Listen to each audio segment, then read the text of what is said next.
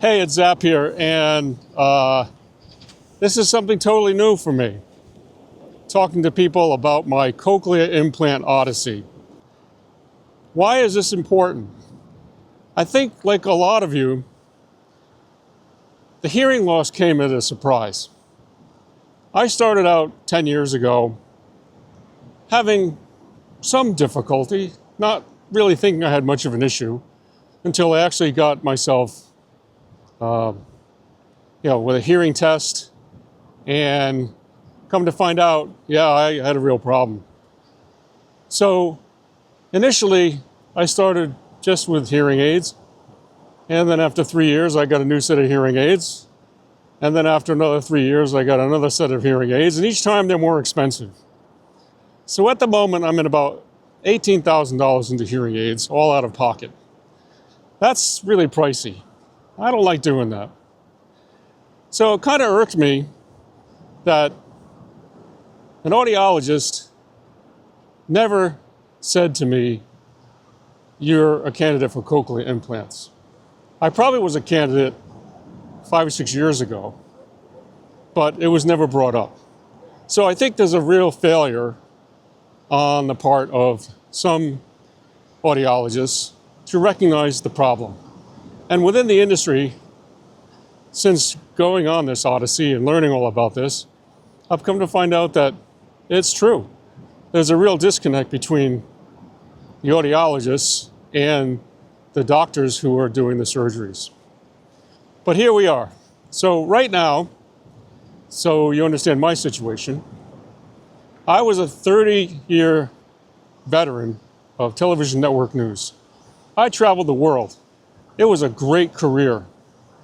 But about 10 years ago, my work started falling off because I was missing things that I didn't realize that I was missing. So before I actually learned that I had a hearing issue, I was dealing with a problem of hearing loss without really realizing that's what the problem was. And I think that happens with a lot of people, that they don't recognize the problem or they deny it. I didn't know that I had a problem. Once I found that I did, then we addressed it through hearing aids right in the beginning. So that was the start of the downfall of my career. But in my career, it was amazing. I traveled the world for the networks. I had NBC Olympic Sports as a client, and I did all kinds of shoots on Olympic athletes around the world. I went to 4 Winter Olympics. That's just one of my clients. I also had news and other sports clients. So on any given week, I could work one day with Tom Brokaw. I could work the next day with Diane Sawyer. I could work with Bob Costas at HBO, or I could work with Brian Gumbel. And then on Sunday, I might go cover the New England Patriots. Or in the course of my career, I covered 8 Super Bowls, and I did 20 consecutive NCAA men's Final Four basketball tournaments for CBS.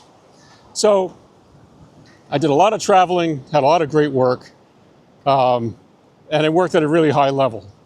It was an exciting career, but that's all behind me now because I'm pretty much retired. So the Hearing Odyssey started, and I got my first hearing aids in 2015. And then my second set I got in 2020, roughly. And then my third set I got in 2024. And that's when I found out that cochlear implants exist.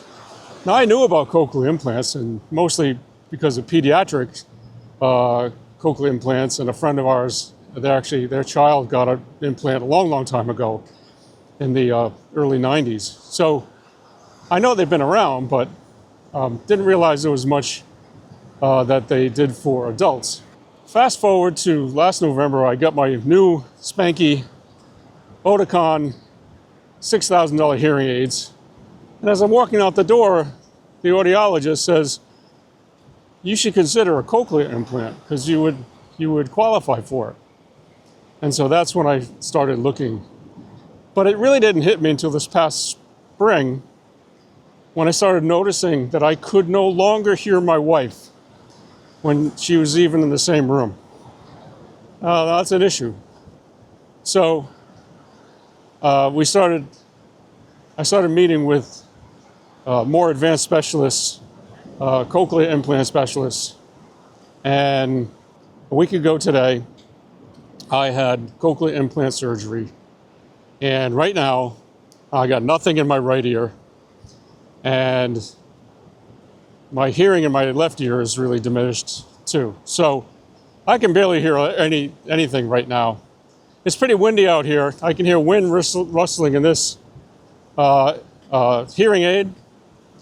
I can barely hear myself talk, and I got nothing in the right ear. So I am post-surgical pre-activation right now. There's no real word for it. I'm sort of in limbo. I'm hoping that the activation goes well. That's in 2 weeks, and we'll see how that goes. Now, the problem this morning, for the first time since surgery, I woke up with vertigo. I had vertigo 10 years ago after I had Lyme disease, and I know what it's like to have it. I had really bad vertigo 10 years ago.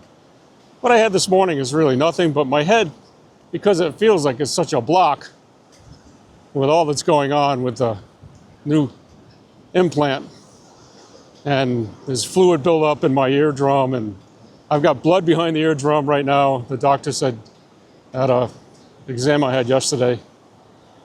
So I got a lot of stuff going on. But I want to let everyone know that you can get through this. I mean, I'm hoping I can get through it, but we'll have to see. Because again, it's all new. We'll see, we'll go through this together. So this is my first post, and I hope to do a lot more because I have all the camera gear to do it, and I have a desire to do it, and I hope that you stay tuned.